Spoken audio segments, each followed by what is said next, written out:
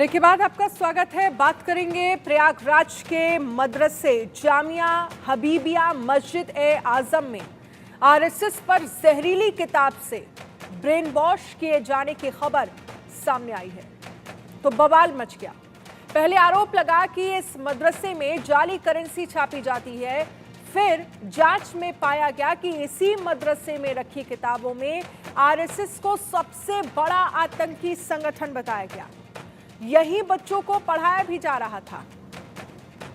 मदरसे में आपत्तिजनक किताबें मिलने से सनसनी फैल गई है और ये किताबें गिरफ्तार किए गए मौलवी तफसीरुल के कमरे में मिली हैं। इन किताबों में आपत्तिजनक तस्वीरें, आरएसएस को देश का सबसे बड़ा आतंकी संगठन लिखा गया है। अब इसे लेकर बवाल खड़ा हो गया है।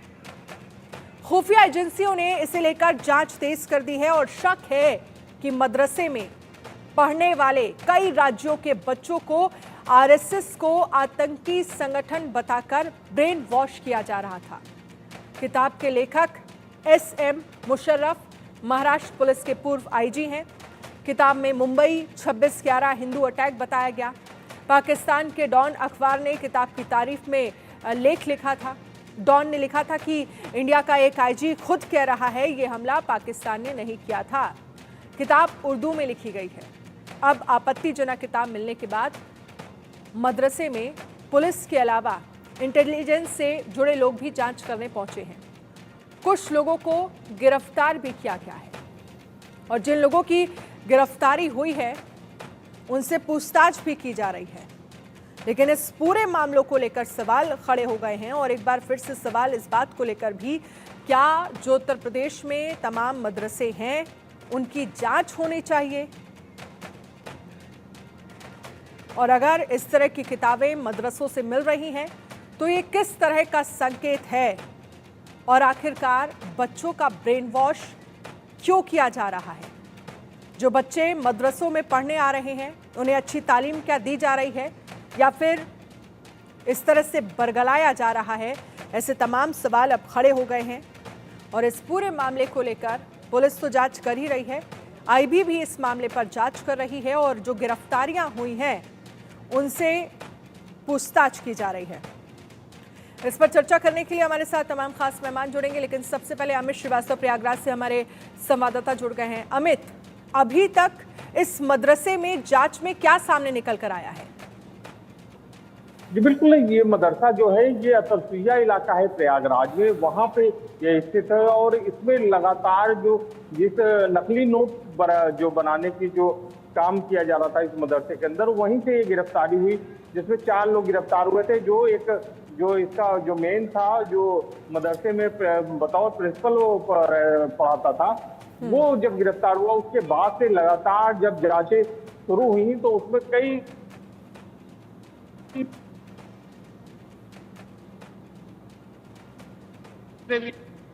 एटीएस ने भी जांच की तो उसमें अब जो किताब निकल के आई है जो जिसमें साफ लिखा है कि आरएसएस जो है आतंकवादी संगठन है, जिसमें उसका एक वहाँ के जो आईपीएस ऑफिसर है महाराष्ट्र के, उन्होंने लिखी हुई है। वो किताब बरामद होने के बाद से अब इंटेलिजेंस और आईबी समेत जो और भी जांच एजेंसी है, जैसे एटीएस अब आने वाली है, एटीएस भी इस पूरे मामले की विदेशी फंडिंग की भी जांच की जा रही है, क्योंकि पता चला है कि विदेशी फंडिंग भी इस मदरसे में की जा रही थी। तो उन सभी पहलुओं की अब जांच फिर से नए सिरे से अब शुरू हो गई है और लगातार पूछताछ की जा रही है। और जो चारों जो गिरफ्तार हैं, जो इसमें नैनी सेंट्रल जेल में है, जो प्रिंसिपल था वो, और साथ ही जो 3 और अन्य अभियुक्त थे, एक ओडिशा का रहने वाला जो था वो, और जो कुल मिला के चारों लोग, इनसे भी पूछताछ किया जाएगा। रिमांड पे लेगी इनको पुलिस।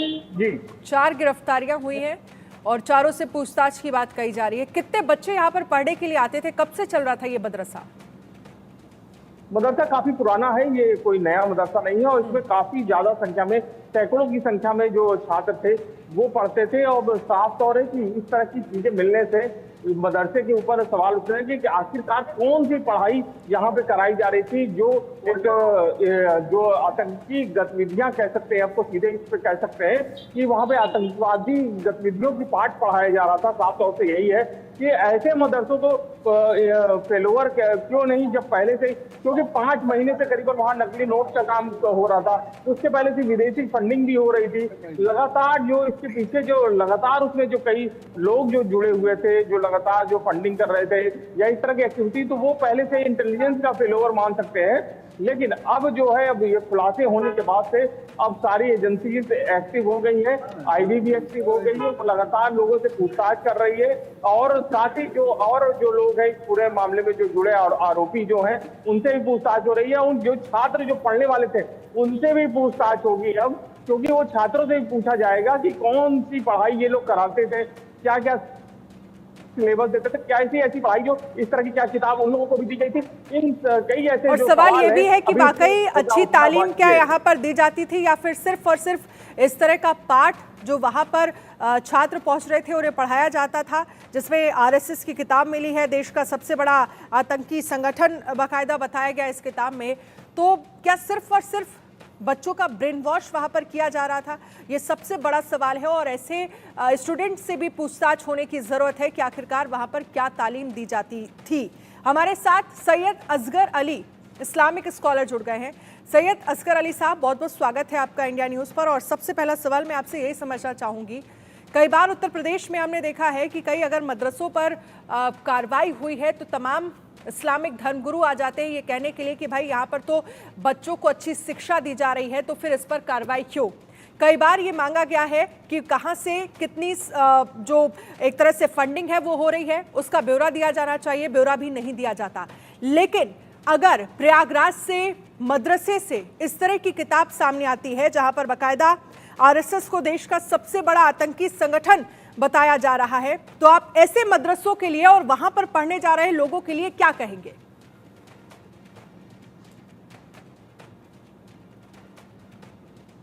जो है रजिस्टर्ड है भी या नहीं। दूसरा, ये जो पुस्तक जिसकी लेखक, ये कोई पुस्तक जो है भारत में बैन नहीं है, और पुस्तक जिसने लेखक ने लिखी है, अगर ऐसी कुछ इसमें संवेदनशील बातें हैं और आपत्तिजनक बातें हैं आरएसएस के बारे में, तो आरएसएस को चाहिए थे कि इस पे वो केस दायर करे और इस पुस्तक को बैन कराए। पुस्तक रखना प्रथम दृष्टया कोई नहीं है। तो जहां तक जानकारी मिली है, पुस्तक इस बंदे के घर से मिली है, मदरसे से नहीं मिली है। और फिर भी मैं ये कहूंगा कि ऐसा कोई भी चीज जो कि इस्लामिक दृष्टि से निषेध है, उसको मदरसे में पढ़ाना अलाउ नहीं है। वो सिलेबस में शामिल नहीं हो सकती कोई सी भी चीज। तो फिर अमित श्रीवास्तव प्रयागराज से हमारे संवाददाता जुड़े हैं, वो बाकायदा बता रहे हैं कि इस तरह की बुकें जो है वो मदरसे से मिल रही हैं, वहां पर 70-80 ऐसे छात्र हैं जिनका बाकायदा ब्रेन वॉश किया जाता है। और सुन तो लीजिए, आप टॉपिक देखिए ना, आप टॉपिक देखिए, एक बार सुन लीजिए। पूरी डिटेल सामने आई है, उर्दू में ये बुक है और पूरी डिटेल जो सामने आई है, जिसमें हिंदी में आपको बता दें कि अंदर क्या क्या टॉपिक है, उनको जरा समझिए। 2 मालेगांव बॉम्ब ब्लास्ट, 2008 किसी आतंकवादी बॉम्ब विस्फोट की पहली उचित जांच, दोबारा जांच से अजमेर शरीफ, मक्का मस्जिद, हैदराबाद और समझौता एक्सप्रेस की पूरी तस्वीर बदल गई।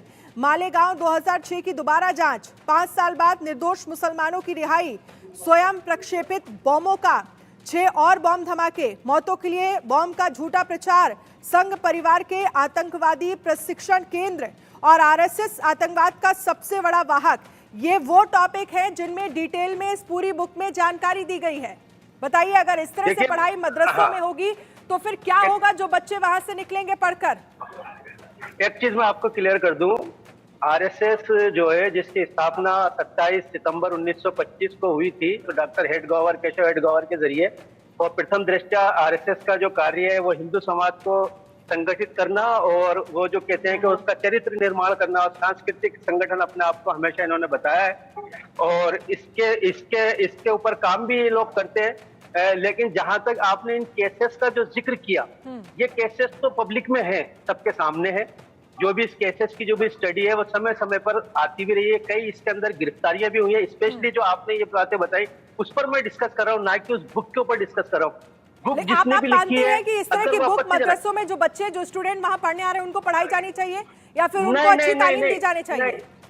बिल्कुल नहीं, बिल्कुल नहीं, हम तो इसका विरोध करते हैं। हम ये कह रहे हैं कि अगर ये बुक इतनी आपत्तिजनक है तो अब तक ये प्रकाशित कैसे हो गई, अब तक ये प्रचलित कैसे हो गई, अब तक ये क्यों बिक रही है? मान्यवर, आपको मैं बता दूं कि ये बुक जो भी इसके लेखक हैं वो भी पुलिस कमिश्नर रह चुके हैं कालांतर में। तो अगर ये बुक विवादित बुक उन्होंने लिखी है तो उनके ऊपर केस दायर होना चाहिए और फौरन बुक को बैन करना चाहिए। और मदरसे में अगर ये वो करते हैं तो मदरसा कमेटी इन पे एक्शन लेगी, सरकार भी इस पे एक्शन ले। कहां से इनकी फंडिंग हो रही है, मदरसा क्या ये कमेटी तो वास्तव खुद में पढ़ा रहे इन्वॉल्व हैं? है। आप देखिए ना, प्रिंसिपल की वहां पर गिरफ्तारी हुई है, 4 और गिरफ्तारियां हुई हैं, बाकायदा उनसे पूछताछ होगी। और विदेशी फंडिंग का भी आरोप इस मदरसे पर लग रहा है, इस पर क्या कहेंगे आप? वो तो देखो, फंडिंग तो क्लियर करनी पड़ेगी। कोई भी फंड किसी भी संगठन, जमात, मदरसा, मस्जिद, किसी भी संगठन के पास आता है तो वो भारत सरकार को उसको क्लियर करना पड़ेगा। उसको अपना दोनों खाते ओपन रखने पड़ेंगे, करंट खाते उनको रखने पड़ेंगे, हर चीज का हिसाब देना पड़ेगा। इसके तो हम साथ हैं।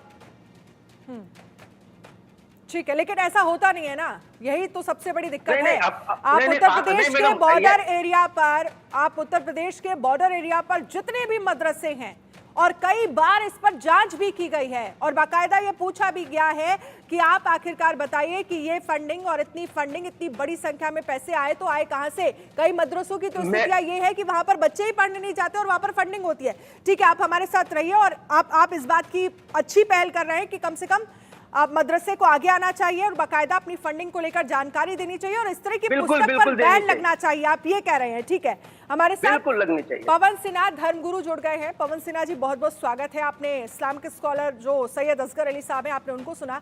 अब मैं चाहूंगी कि जिस तरह की किताबों का इस्तेमाल इस प्रयागराज के मदरसे में हो रहा था, बच्चों को बाकायदा पढ़ाया जा रहा था, वहां पर इस तरह की तालीम दी जा रही थी, जिसमें सबसे बड़ा सवाल तो यही है कि देश का सबसे बड़ा आतंकी संगठन जो आरएसएस को बताया गया, जो कि टाइटल है इस बुक का, आप इस पर क्या कहेंगे?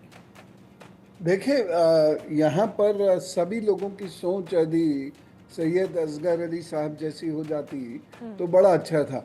अभी आप इस पे और डिबेट्स कीजिएगा तो आपको ये पता चलेगा कि वो लोग तो एकदम मदरसे के पक्ष में स्टैंड लेने चले जाएंगे और वो आरएसएस को क्या क्या नहीं कहेंगे। देखिए, आरएसएस एक अपना संगठन है और आरएसएस के खिलाफ कहीं कोई कंप्लेंट नहीं है। संवैधानिक या कानूनी दृष्टि से आरएसएस के खिलाफ कहीं कोई कंप्लेंट नहीं है और फिर भी उसके बाद कुछ लोग आरएसएस के पीछे पड़े हुए हैं। और जो सबसे दीगर बात है वो ये है कि आरएसएस के बारे में ये सारी चीजें बच्चों को बताई ही क्यों जा रही हैं? उनको वहां पर दीनी इल्म देना चाहिए, तो ये सारी चीजें उनको दी क्यों जा रही है, बताई क्यों जा रही है? इसका मतलब मंशा साफ नहीं थी। ठीक है, मैं ये मानता हूँ वो प्रिंसिपल साहब के कमरे से किताबें मिली, लेकिन प्रिंसिपल साहब क्या कर रहे हैं, वो उन किताबों का किस प्रकार से यूज कर रहे हैं, जाली नोट वहाँ क्यों बन रहे हैं, आदि आदि ये सारी चीजें हो सकता है कमरे से मिले, लेकिन चल के तो विद्यार्थियों तक ही पहुंच रही है ना। तो हमें इस बात का ध्यान रखने की जरूरत है और इस पर बहुत गहरी तफसील सुननी बहुत जरूरी है कि वहां पर ये पुस्तकें क्या कर रही थी।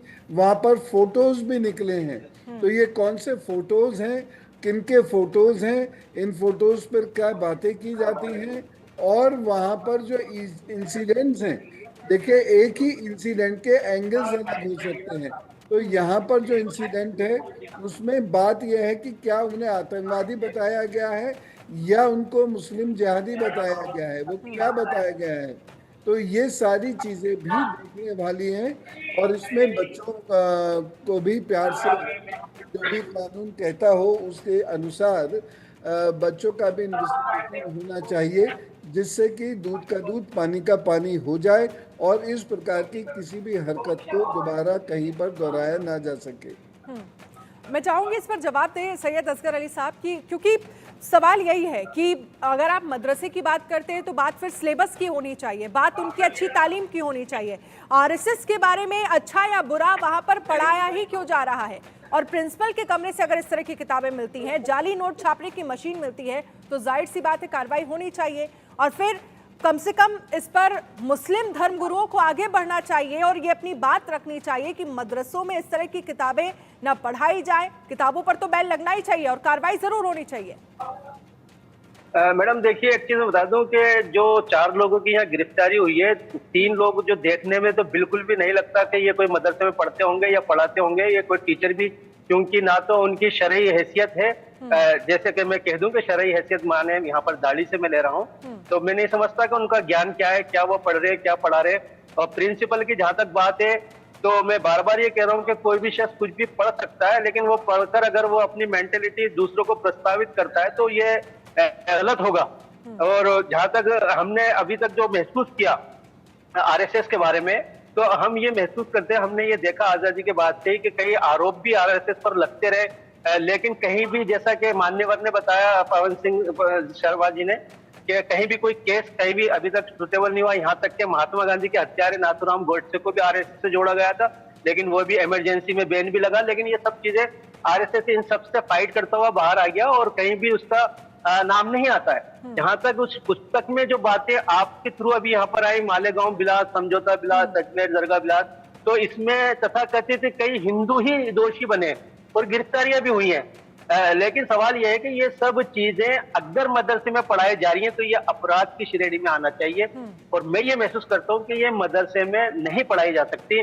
फिर मैं कहूंगा कि क्या ये मदरसा रजिस्टर्ड है, क्या ये मदरसा कहाँ से फंडिंग करता है, इसको देश के सामने आना चाहिए। सिर्फ उत्तर प्रदेश ही नहीं, दुनिया देश भर के मदरसों की कम से कम जांच होनी चाहिए। वहां क्या पढ़ाया जा रहा है, क्या सिलेबस बच्चों तक पहुंचाया जा रहा है, वहां पर पढ़ाने वाले खुद क्या पढ़ रहे हैं और उनकी क्या मेंटेलिटी है, वो बच्चों को क्या आगे मैसेज दे रहे हैं। ये बहुत जरूरी चीजें हैं, क्योंकि वहीं से तो आपका फ्यूचर निकल रहा है, और वो फ्यूचर का अगर ब्रेन वॉश होगा तो आप समझिए फिर क्या स्थितियां बन रही हैं। अमित श्रीवास्तव, जो 4 लोगों की गिरफ्तारी, इसमें एक प्रिंसिपल, एक बार सुन लीजिए पहले, हमारे संवाददाता आपको बताएंगे कि कौन 4 लोग हैं जिनकी गिरफ्तारी हुई है और मदरसे से उनका क्या कनेक्शन है। अमित, एक तो प्रिंसिपल की गिरफ्तारी हुई है और 3 लोग कौन है, उनका मदरसे से क्या कनेक्शन है?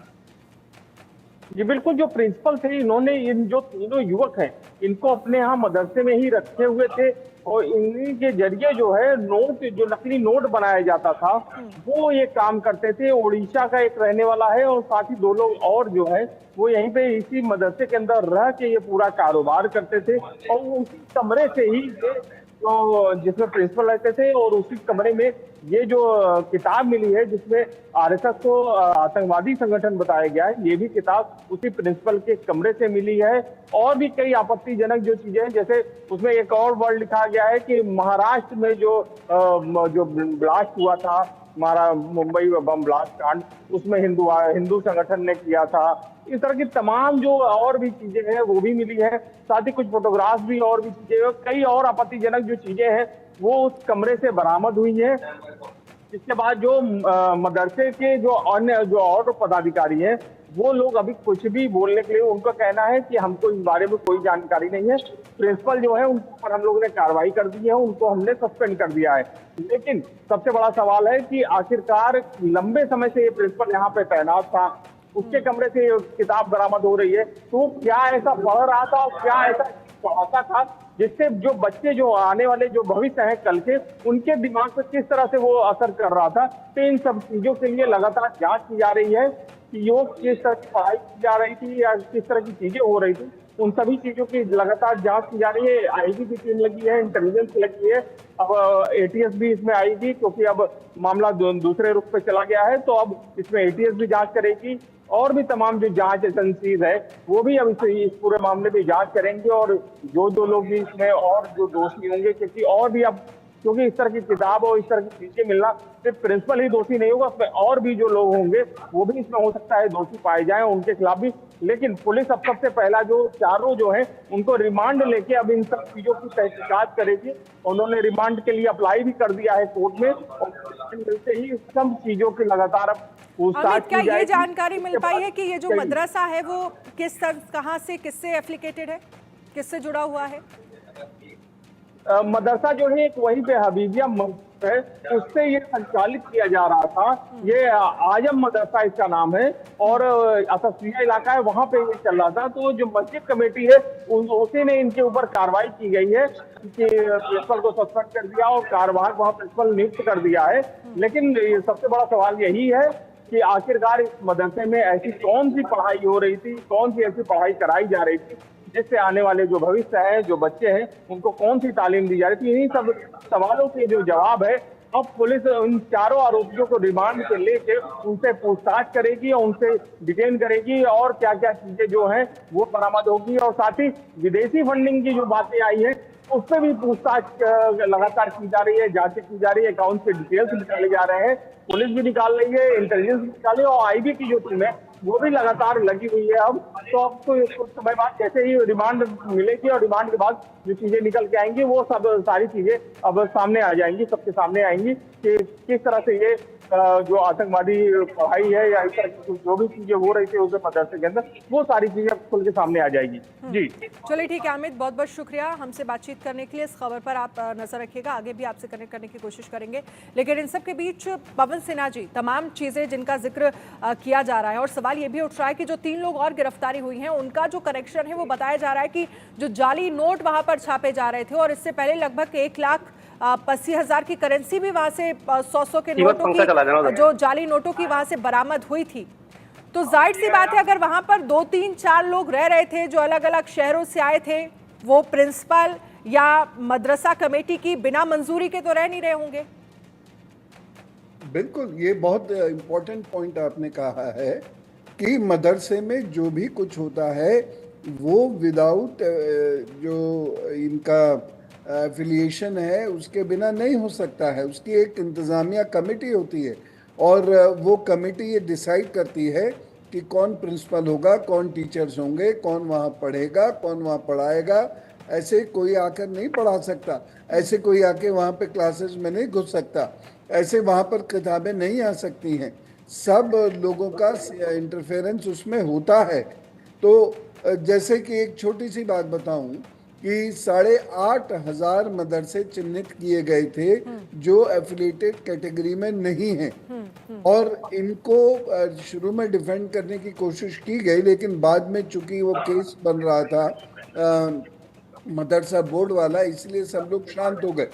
ठीक इसी तरीके से ये भी ऐसा है कि जो एफिलिएटेड नहीं है लेकिन फिर भी इसके अंदर जो भी कुछ हो रहा है वो बहुत बड़ी इंतज़ामिया कमेटी जो होगी वहाँ पर 5-7 लोगों की कम से कम तो होगी ही होगी, वो उसके सुपरविजन के बिना नहीं हो सकता। और ख़ास तौर से जो एक जाली नोट छापने की मशीन वहाँ आती है, उस पर नोट छापे जा रहे हैं। अब मदरसे में नोट छापने की मशीन क्या कर रही है? किसी भी हालत में जो मदरसे का स्तर है उसमें ये परमिसिबल नहीं है, वहाँ पर ये सारी चीज़ें नहीं हो सकती। वहाँ पर केवल दीनी तालीम दी जा सकती है और वहाँ कुछ भी नहीं होता है। तो ये जो मकतब हैं, मदरसे हैं, इन सब के अंदर दीनी तालीम ही दी जा सकती है। और वहाँ पर आरएसएस की किताबें होने का क्या मतलब, आरएसएस को आतंकी संगठन बताने का क्या मतलब है? तो बिल्कुल स्पष्ट है कि वहाँ कुछ और पनप रहा था और चूंकि वो सरकार से बचाया जा सके इसलिए उन्होंने क्या किया कि इसको रजिस्टर्ड ही नहीं कराया, क्योंकि रजिस्टर्ड नहीं होगा तो डीआईओ वगैरह जो होते हैं ये उनकी आंखों से बच के रहेगा और ये ट्यूशन सेंटर की तरह से काम करता रहेगा। तो इस पर इसीलिए बहुत पैनी निगाह हमारी जिन जांच एजेंसी उसकी होनी चाहिए, क्योंकि इसके पीछे और बहुत बड़ी मुझे लगता है चेन ऑफ कल्प्रिट्स है जिसका खुलना बहुत ज़्यादा ज़रूरी है। ठीक है सैयद असगर अली साहब, इस पर मैं चाहूंगी आप जवाब दें। पवन सिन्हा जी जो कह रहे हैं, ये पवन जी ने बातें बिल्कुल बहुत सही कही हैं और जहाँ तक आपके जो रिपोर्टर थे श्रीवास्तव जी, उनकी बातों में कुछ विरोधाभास देखने को मिल रहा है। देखिए एक चीज समझ लीजिए, मदरसा मस्जिद के साथ होता है और जो भी उसके पढ़ाने वाले होते हैं उनके घर मस्जिद के दूर होते हैं और कहीं ना कहीं अलर्ट किए जाते हैं, होता संबंध उन्होंने से ही है। तो जो ये नकली नोट बनाने की मशीन उसके घर से बरामद हो रही है, या जो भी जो पाठ्यक्रम या जो किताबें वहां से बरामद हो रही है, तो ये इसका पर्सनल मैटर है और इसीलिए मस्जिद कमेटी ने भी जाली नोट बनाने की मशीन, असगर अली साहब आपने जांच में शायद सुना नहीं, पहले मेरी बात और आपने देखा नहीं, मदरसे से हुई है। और अगर 3-4 लोग अलग अलग शहरों से आकर वहां पर रह रहे हैं और जाली नोट बनाने का काम कर रहे हैं, तो जाहिर सी बात है ये किसकी देखरेख में हो रहा होगा? मैडम एक तो मैं बता दूं कि आपका चैनल जो है राष्ट्रीय चैनल है, आपके चैनल के माध्यम से विरोधाभास और गलत तथ्य नहीं जाने चाहिए। श्रीवास्तव जी ने जो कहा मैं उस पर बात कर रहा हूँ कि ये तीनों बंदे उसके घर से पकड़े गए, प्रिंसिपल के घर से, मशीन भी वहीं से बरामद हुई है, पुस्तक भी वहीं से बरामद हुई है। इसका एक्शन पुलिस तो अब लेगी और अभी एसआईटी और इसकी जांच सामने आएगा, रिमांड मांग लिया उन्होंने, लेकिन मस्जिद एक्शन कमेटी पहले ले चुकी है तो उन्होंने उनको बर्खास्त कर दिया। अभी हम ये नहीं कह, मैं पक्ष विपक्ष की बात ही नहीं कर रहा, तो एक तथ्य को समझने की कोशिश कर रहे हैं कि अगर ये होगा तो वास्तव में गलत होगा, जैसे पवन सिन्हा जी ने कहा। दूसरी चीज ये है कि आरएसएस पर इस वक्त चर्चा करना कोई गुनाह नहीं है। मेरे कई मित्र हैं आरएसएस के, कई मेरे विश्व हिंदू परिषद के मित्र हैं, मैं उनसे बैठकर चर्चा करता हूँ।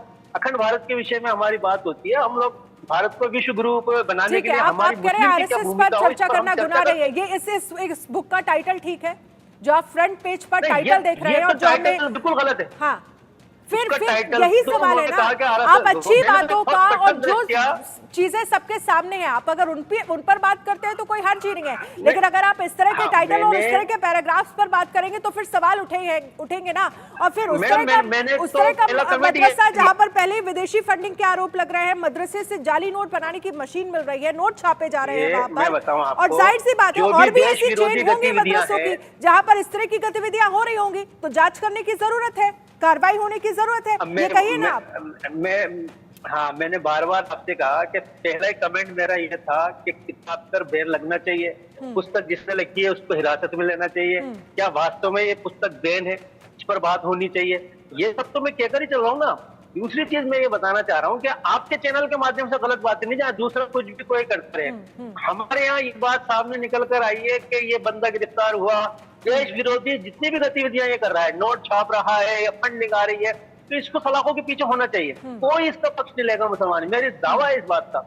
लेकिन अगर इसको मानकर असगर अली साहब, अब जब बातें सामने आ गई हैं, सुन लीजिए, अब जब बातें सामने आ गई हैं तो आप कह रहे हैं कि कोई इसका पक्ष नहीं लेगा, ये बहुत अच्छी बात है कि पक्ष नहीं लेगा, लेकिन ये सारी चीजें होती रहती हैं, देखरेख में होती रहती हैं, पहले से इन चीजों पर कार्रवाई क्यों नहीं की जाती? क्यों मुस्लिम धर्मगुरु आगे आके इस तरह की बातें नहीं करते कि ये किताब यहाँ पर पढ़ाई जानी चाहिए, अच्छी तालीम उन बच्चों को देनी चाहिए क्योंकि वो देश का भविष्य है?